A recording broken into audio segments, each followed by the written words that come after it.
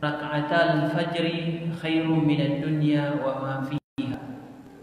2 rakaat salat sunnah fajar itu lebih baik daripada dunia beserta isinya, lebih baik daripada seluruh kenikmatan dunia yang pernah ada, mulai sejak diciptakannya sampai akan hancur.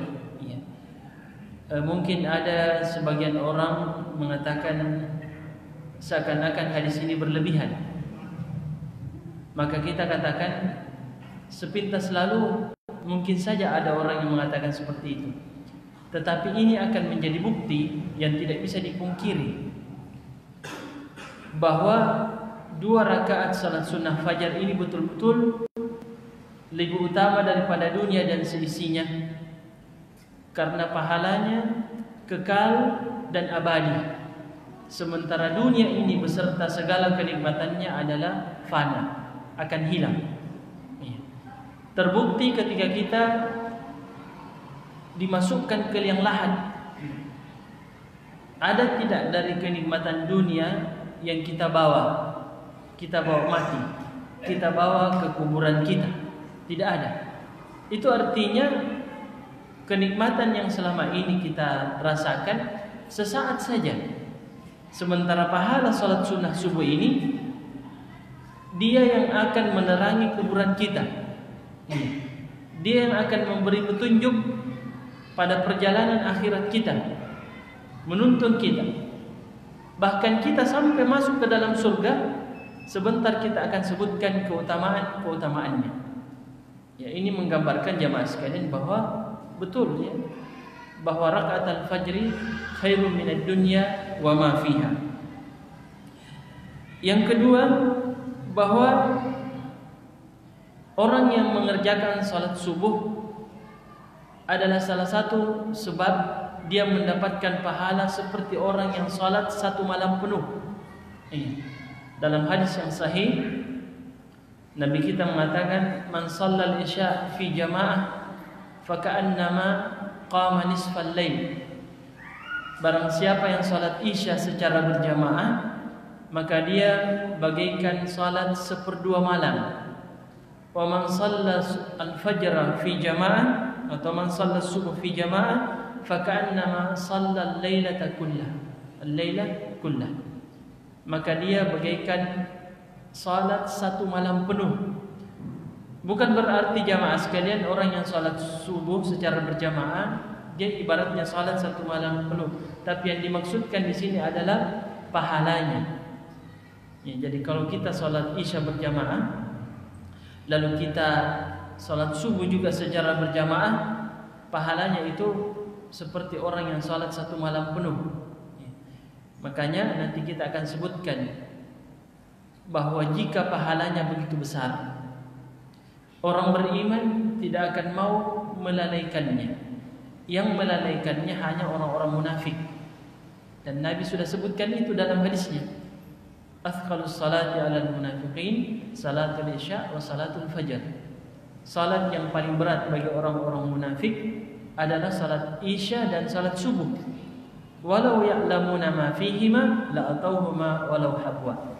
Andai kata mereka mengetahui apa yang terkandung pada 2 salat itu, niscaya mereka akan mendatanginya ke masjid sekalipun dengan merangkak.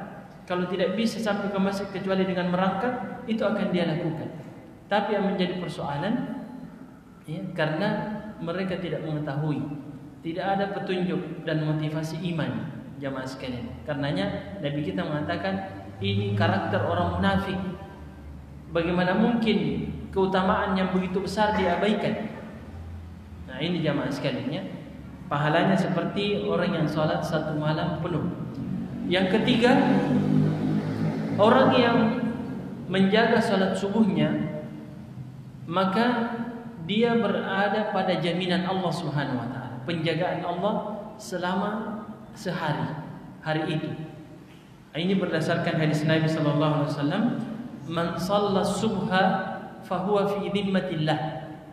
Barang siapa yang salat subuh, maka dia berada pada jaminan Allah Subhanahu wa taala. fala yatlubannakumullahu min dhimmatihi bi syai', dan seterusnya. Maka jangan sampai ada orang yang bermain-main dengan penjagaan Allah. Ini ancaman bagi orang yang berusaha memudaratkan orang yang telah dijamin oleh Allah. Siapapun yang berusaha memudaratkan orang yang menjaga salat subuhnya secara berjamaah, dan kita mengatakan dia akan mendapatkan balasannya dari Allah Subhanahu wa taala.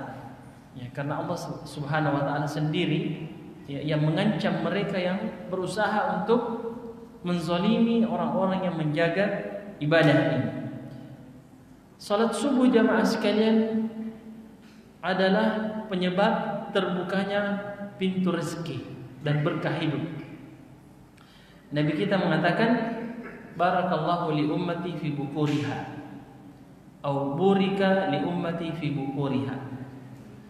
Nabi mendoakan, ya, semoga Allah Subhanahu wa taala memberkahi umatku di waktu subuh mereka.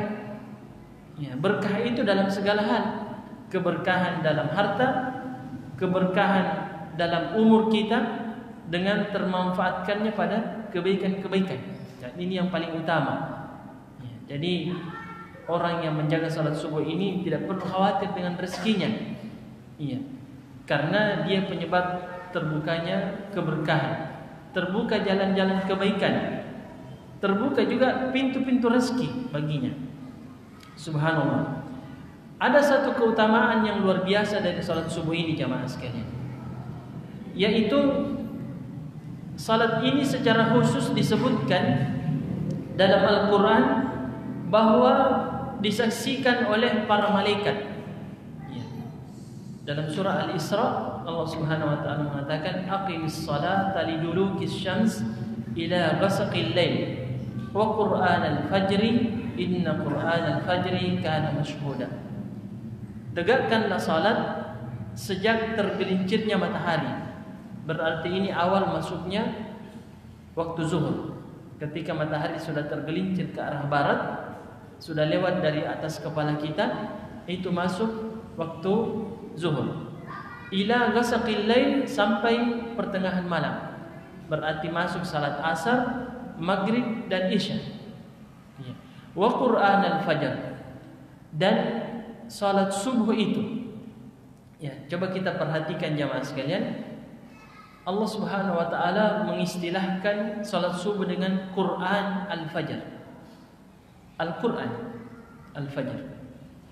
Wa Quran al-Fajr kana mashhuda, dan salat subuh itu disaksikan oleh malaikat. Kata ulama kita, ayat ini pertama memberikan petunjuk bahwa salat subuh itu dihadiri oleh para malaikat. Dihadiri.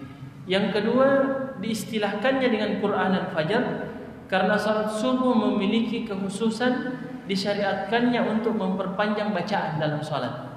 Iya, karenanya disebut dengan Quran al-Fajr. Iya. Dan keutamaan bacaan pada salat subuh itu karena disaksikan oleh para malaikat.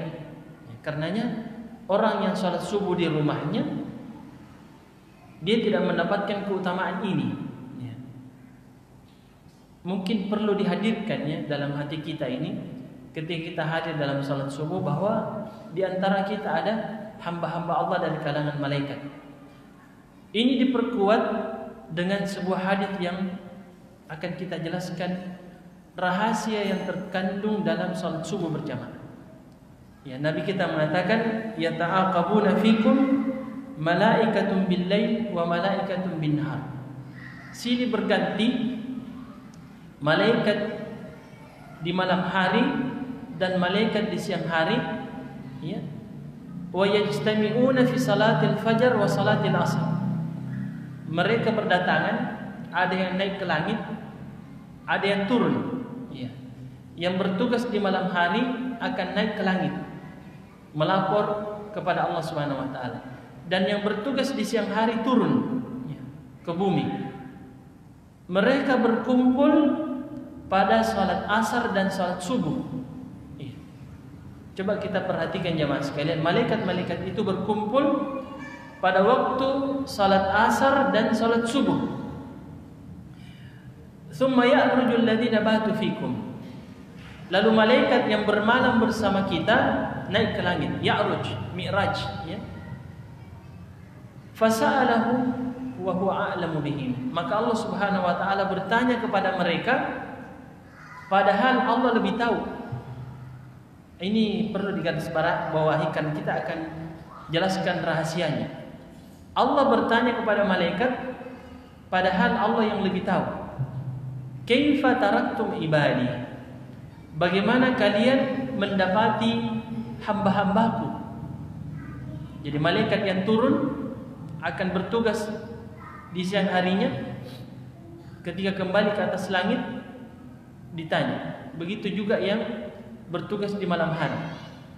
Bagaimana kalian mendapati hambaku?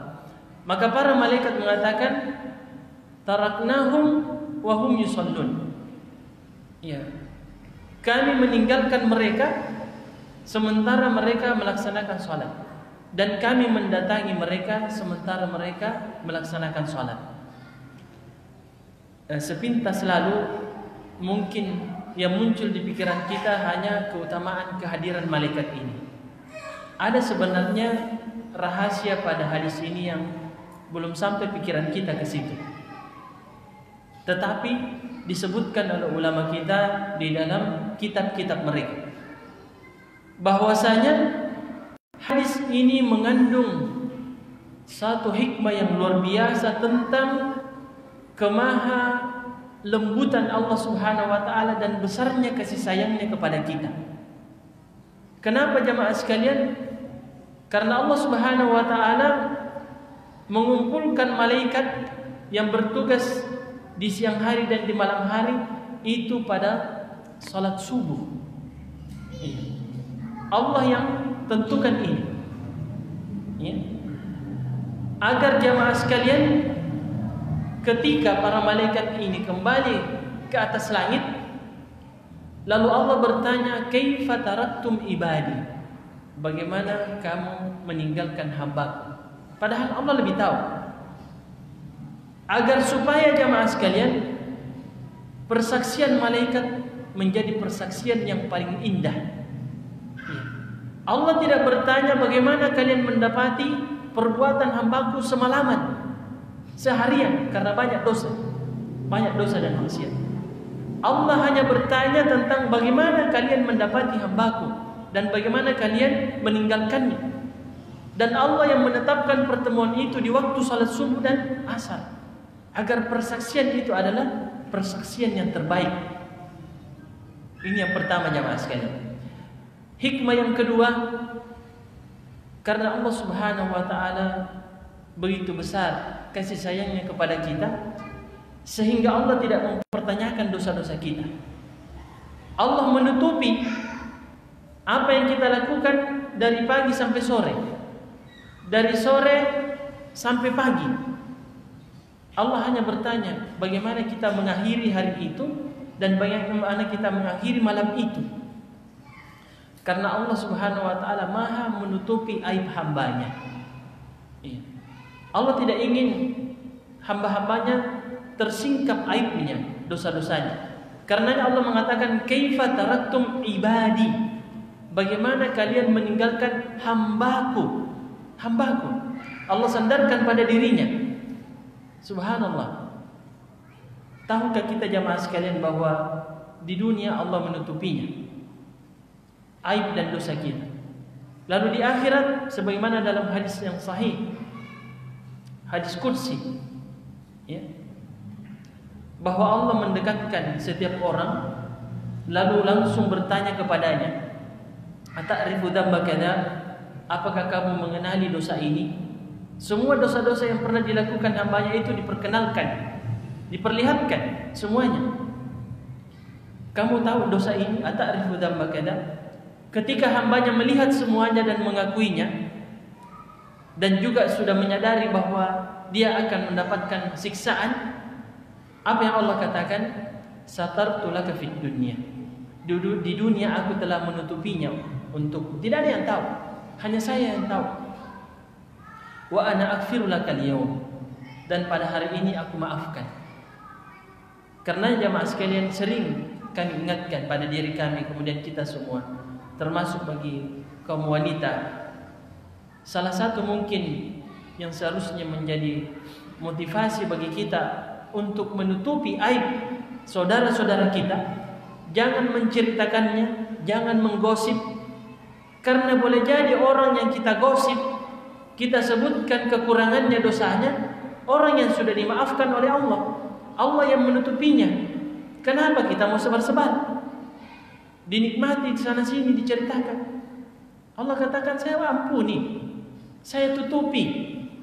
Tidak pantas kita sebarkan jamaah sekalian. Makanya Allah punya nama, sebutkan ulama kita, As-Sittir, sekalipun ada khilaf, Maha menutup aib. Yang ketiga, hikmah dari hadis ini, karena antara satu salat dengan salat berikutnya itu adalah penghapus dosa. Sehingga yang Allah tanyakan adalah, kaifa taraktum ibadi? Bagaimana kamu dapati hambaku dan bagaimana kamu tinggalkan? Apakah mereka dalam keadaan salat atau tidak? Karena kalau mereka dalam keadaan salat, itu artinya bahwa hambaku menutup aktivitasnya di siang hari dengan taubat, dengan ibadah. Dia menutup aktivitasnya di malam hari dengan salat subuh. Dan cukuplah salat-salat itu sebagai penggugur dosa, sehingga tidak perlu ditanyakan apa di antaranya. Nabi kita mengatakan kepada sahabatnya, ara'aitum law anna nahran inda babi ahlikum yaktasilu minhu kulla yawmin 5 marrat.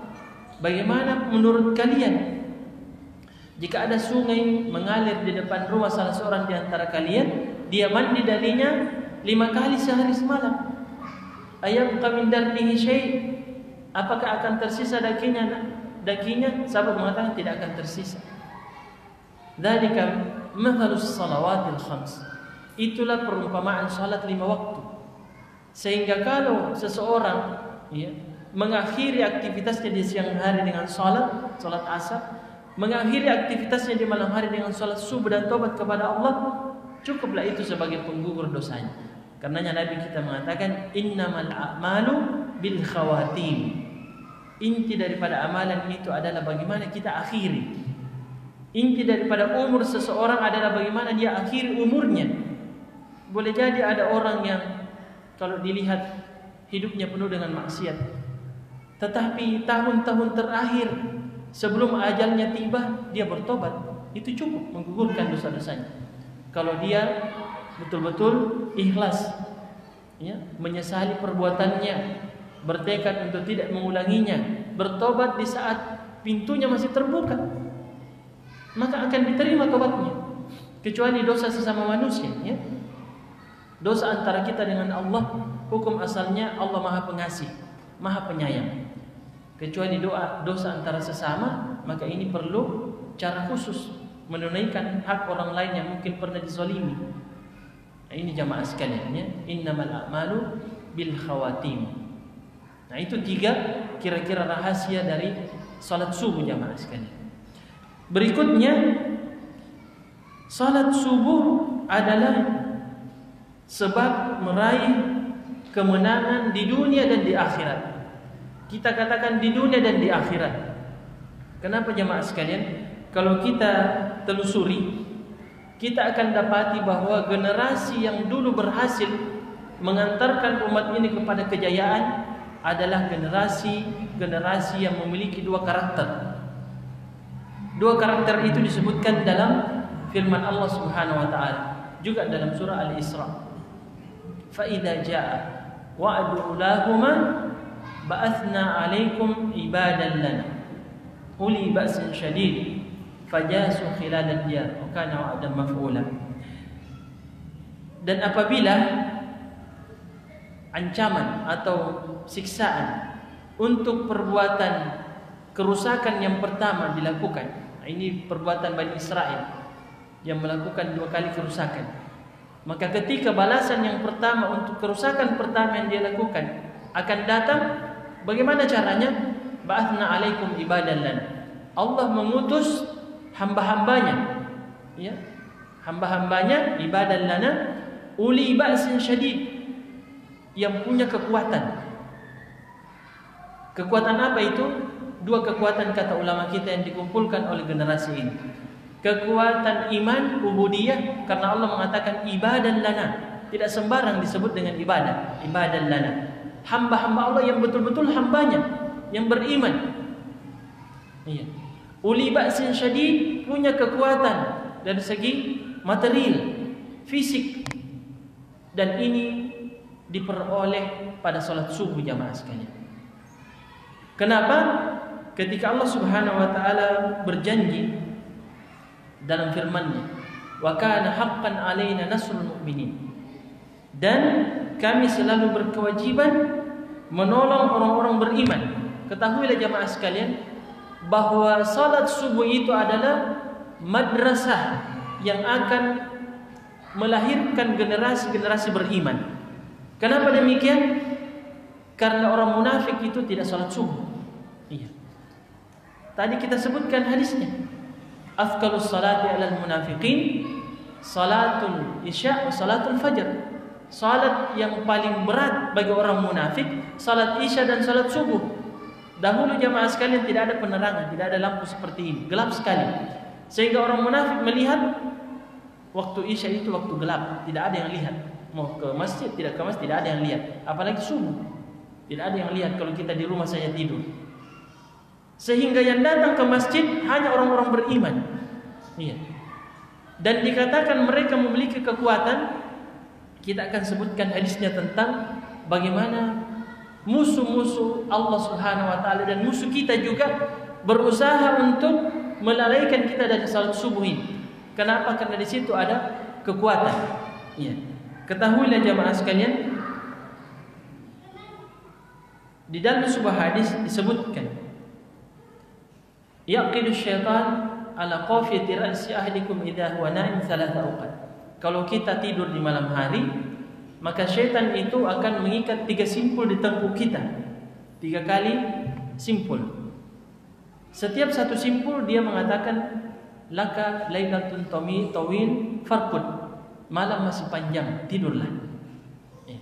Tapi kalau kita bangun, ya, maka terlepaslah satu ikatan. Kalau kita berwudu, terlepas lagi satu ikatan. Dan kalau kita berdiri dalam salat, terlepaslah seluruh ikatan itu. Iya. Pada akhir hadis itu Nabi kita mengatakan, maka orang yang bangun salat subuh ini asbaha thayyiban nafsi nasyitan thayyiban nafsi. Dia akan berada di pagi hari dalam keadaan jiwa yang bersih dan giat untuk beraktivitas, punya kekuatan. Wa illa, jika tidak, jika orang itu tertidur, asbaha khabithan nafsi kaslana.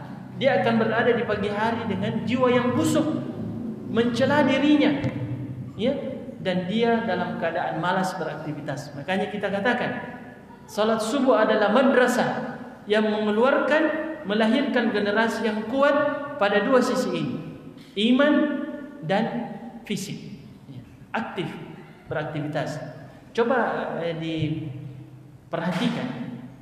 Biasanya kalau kita tertidur salat subuh, pagi harinya itu menyesal. Kita menyesal, tidak salat subuh lagi, tidur lagi. Padahal tadi saya dengar di azan. Kalau kita masih ada iman di dalam hati, pasti menyesal. Ya, menuduh diri kita malas. Kecuali orang munafik yang tidur atau tidak tidur sama saja. Tapi ini kita rasakan jamaah sekalian. Orang-orang saleh itu bukan berarti dia tidak melakukan kesalahan. Tapi bedanya dengan orang munafik, orang saleh berbuat kesalahan itu selalu bertobat dan beristighfar, menyesal. Makanya Allah katakan, innallaha yuhibbut tawwabin wa yuhibbul mutatahhirin. Allah mencintai orang yang selalu bertobat dan mensucikan dirinya. Orang munafik tidak. Kalaupun orang munafik berdiri dalam salat, Allah katakan, wa idza qamu ila sholati qamu kusala. Mereka berdiri dalam keadaan malas hanya karena dilihat oleh manusia. Yura'unan nas wa la yadhkurunallaha illa qalila. Mereka tidak menyebut Allah kecuali hanya sedikit.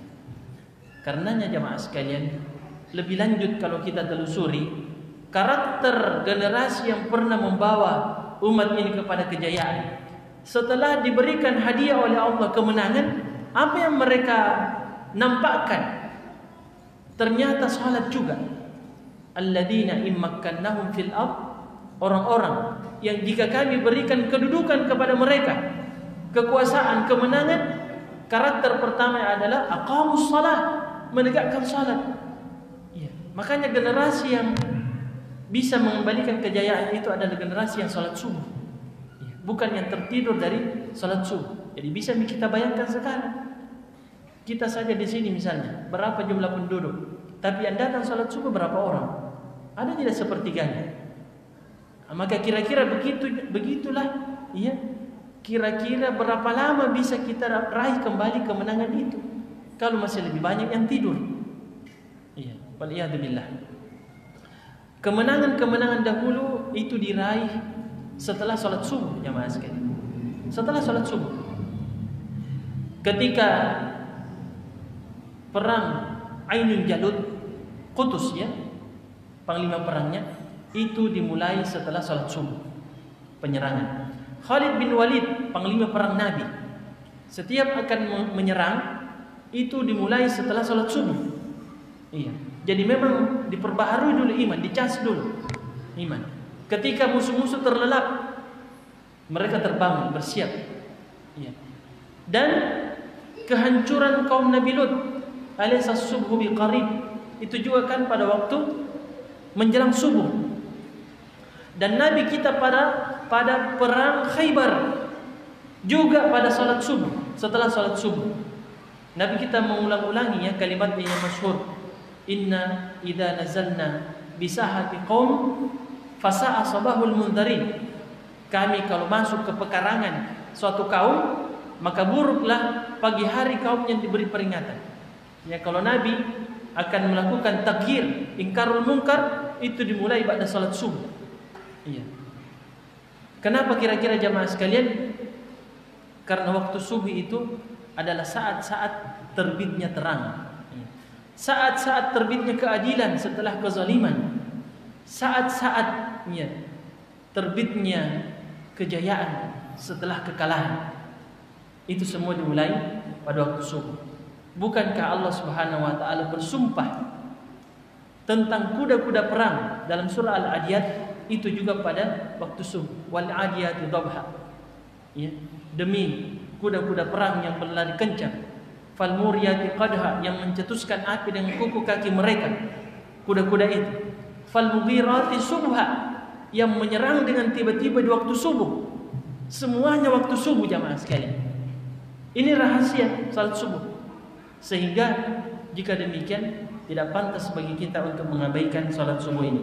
Kita persingkat jamaah sekalian.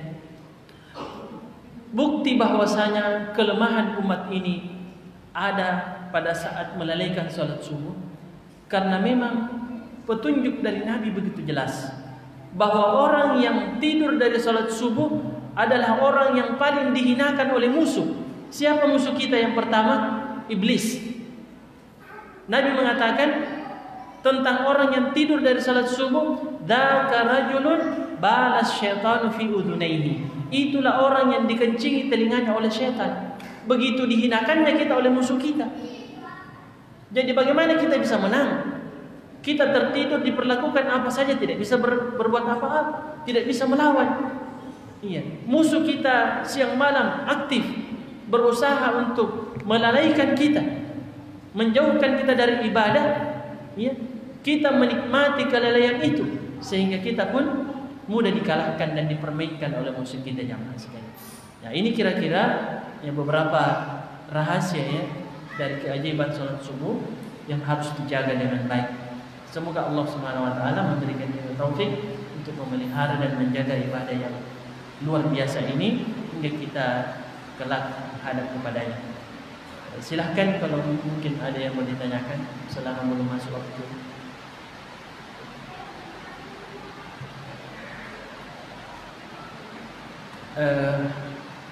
Kalau tidak ada, saya ada pertanyaan dan ada hadiahnya. Ini tadi di rumah sempat ngobrol dengan ikhwah yang menjemput, kita siapkan hadiah. Ya. Yes. Saya dulu yang bertanya tadi, ada hadiahnya. Siapa yang bisa sebutkan dua keajaiban dari salat subuh. Nah, ada hadiahnya. Dua saja. Tadi banyak sekali kita sebutkan, dua saja. Tafadhalu. Silakan.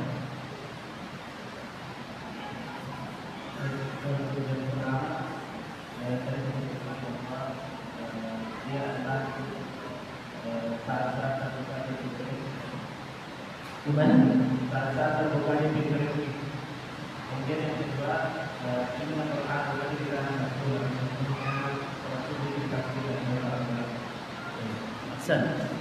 silakan diambil hadiah. Nanti mungkin ke depan disiapkan hadiahnya tadi. Ya.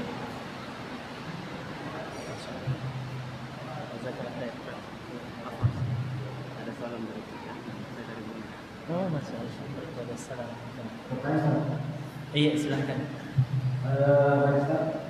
Pertanyaan saya dari di saat kita merasakan, tetapi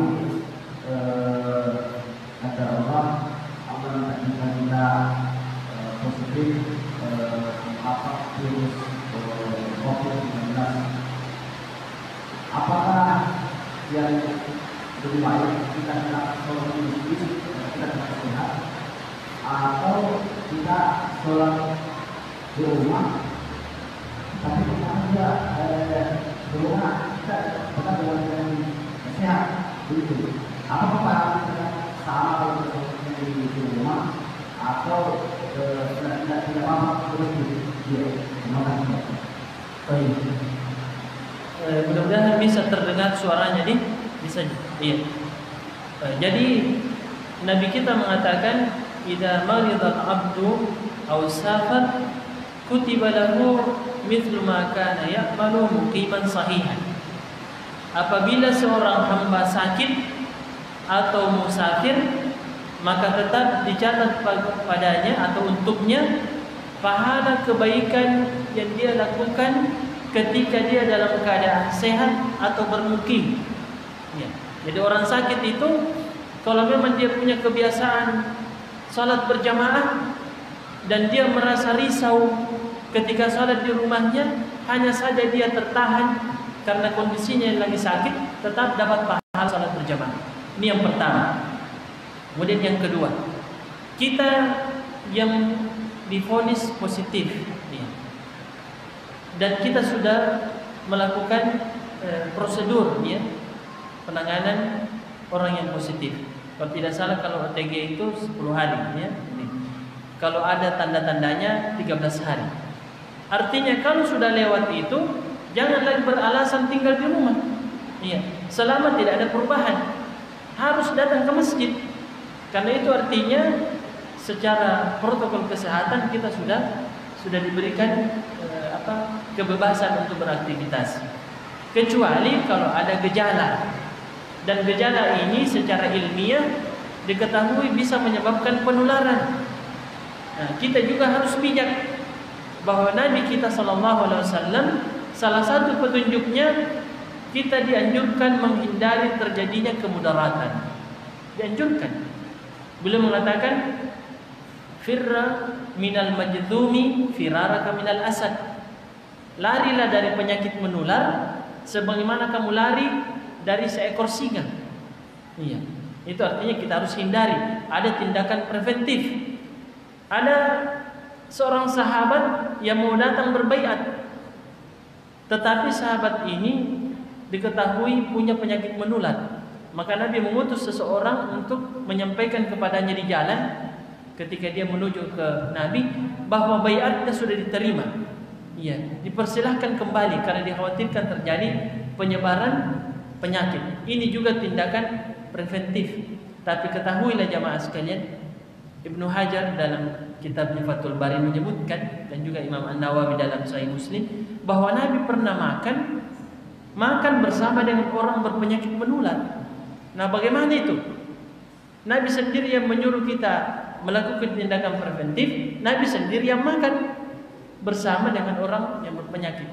Caranya untuk mengkompromikan ini terkait masalah akidah, penting sekali. bahwa jamaah sekalian, sekalipun penyakit itu menular, tetapi penyebab utama terjadinya penyakit adalah Allah Subhanahu wa taala. Bukan penyakit itu. Sebagaimana orang yang pertama kali terjangkiti bukan karena penularan. Orang yang pertama kali misalnya kena corona itu dari apa-apa ke penularan? Bukan. Dari sesuatu yang lain. Orang pertama. Jadi boleh jadi ada orang sakit bukan karena penularan. Kenapa? Allah Subhanahu wa taala yang takdirkan. Jadi kalau dalam kondisi darurat, ya, kita lihat kondisi. Kalau tidak ada jalan lain, tawakal kepada Allah Subhanahu wa taala. Tetapi ya, Nabi kita juga mengajarkan bahwa jika secara ilmiah sebuah penyakit bisa menyebabkan mudarat kepada orang banyak, maka kita dianjurkan melakukan tindakan preventif, pencegahan. Dan sudah banyak contoh-contohnya dari Nabi. Orang yang salat Jumat saja, kalau dikhawatirkan terjadi kemudaratan, kita boleh salat di rumah. Iya. Pernah Ibnu Abbas meriwayatkan dalam hadis Muslim, karena dulu beda dengan sekarang, hujan deras, tidak ada payung, dan lumpur sampai lutut. Akhirnya ketika azan di hari Jumat, belum mengatakan ganti itu kata hayya 'alas shalah dengan as-salatu fir rihal. Hayya 'alas shalah, salatlah, mari kita salat. Disuruh ganti dengan salatlah di rumah-rumah kalian. Para sahabat heran, ini baru lagi ajaran baru. Maka Ibnu Abbas mengatakan, saya telah mendengarnya langsung dari orang yang terbaik, yaitu Nabi sallallahu alaihi wasallam. Belum mengatakan, saya tidak mau kalian datang ke masjid sementara lumpur sampai di lutut kalian. Apalagi basah kuyup, bagaimana kita bisa sholat? Jadi lebih baik sholat di rumah dalam keadaan bersih, ya, tidak ada yang dikhawatirkan karena pahalanya tetap didapatkan. Ya, selama ada uzur yang memang diterima oleh syariat ketika kita meninggalkan suatu perintah yang biasa kita lakukan. Nah, ini kira-kira yang bisa kami sampaikan. Allah a'lam. Cukup, Ustaz? Iya. Ya, kami ucapkan jazakumullah khairan. Terima kasih banyak kepada para jamaah atas kesabarannya bersama-sama dengan kita, dan kami mohon maaf kalau agak molor sedikit waktunya. Kami kurang memperhatikan waktu tadi, dan semoga Allah menerima amal baik kita semua dan memberikan kita taufik untuk selalu melakukan kebaikan-kebaikan mengisi sisa-sisa umur kita. Barakallahu fikum.